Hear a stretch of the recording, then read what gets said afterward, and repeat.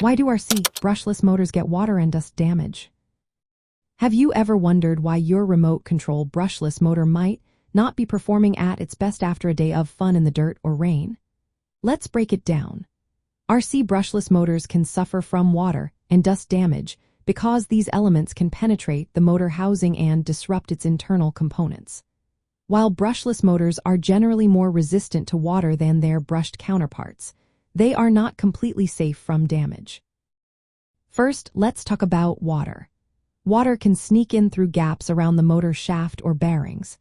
Even if the motor seems to work fine for a short time underwater, prolonged exposure can lead to serious issues.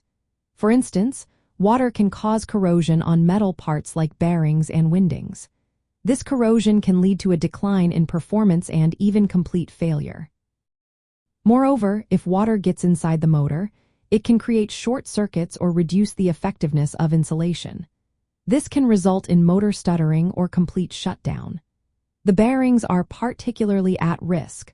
Water can wash away the lubrication, leading to rust or even seizing of the bearings. This not only affects how smoothly the motor runs but can also shorten its lifespan. Electrical connections, such as solder joints and bullet connectors, can corrode when wet, which can further impact motor function.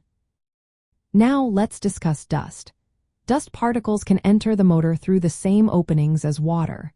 When dust mixes with lubricants, it can create abrasive compounds that wear down bearings and other moving parts. Dust accumulation can also hinder the smooth rotation of the motor shaft, which can lead to overheating. A significant factor is the design and sealing of the motor.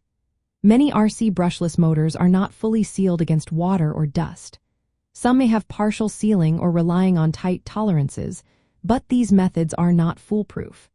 Motors designed for water use, like those in waterproof RC boats, often have extra seals, greases, or coatings to protect their internal components.